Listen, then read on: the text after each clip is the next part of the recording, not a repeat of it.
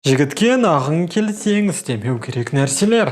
Бәріне сәлем менің құрбыларым, сендермен әрдайым мен сүйікті интернет достарың Санжар Айдар.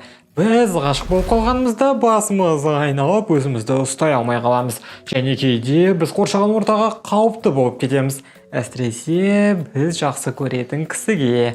Саған бір адам ұнап қалғанда сен ол жайлы бәрін білуге аңғарасың. Онымен сөйлескің келеді. Жанында болғың келеді, оны көрсең болды, сені бір тоқ ұрғандай болып жатады. Бұл әрине жақсы, бірақ осы жерде сен білу керек бір нәрсе бар.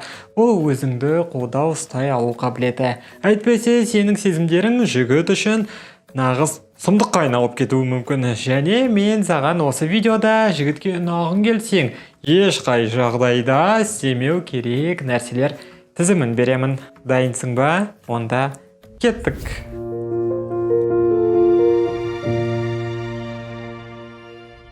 Бірінші, оның артынан аңдушы болма.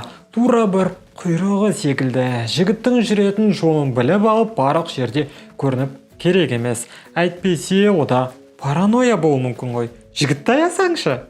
Екінші, оның үйінің алдында тұрма. Бұл енді ақымақтықтың патологы. Кешір, бірақ мен басқа еш нәрсе қоса алмаймын.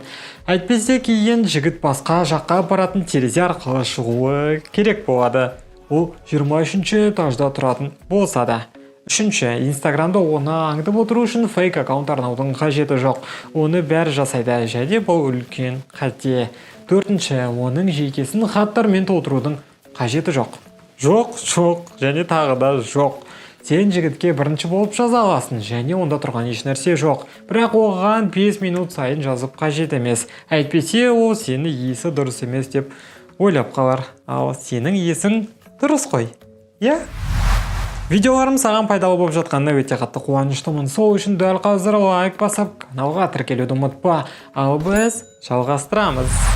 Бесінші, оны қызғандыру үшін тырысып қажет емес.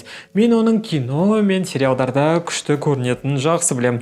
Бірақ қауіпті трюктар сияқты оларды өмірде қайталап керек емес.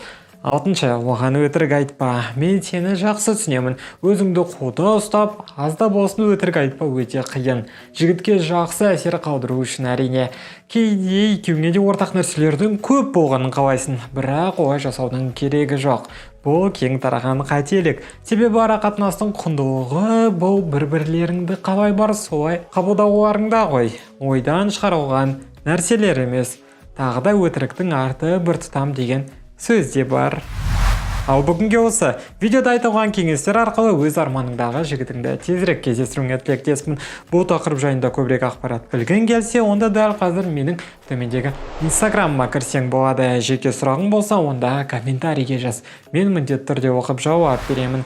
Сенімен бүгін болған мен Санжар Айдар. Келесі видеоларда көріскенше.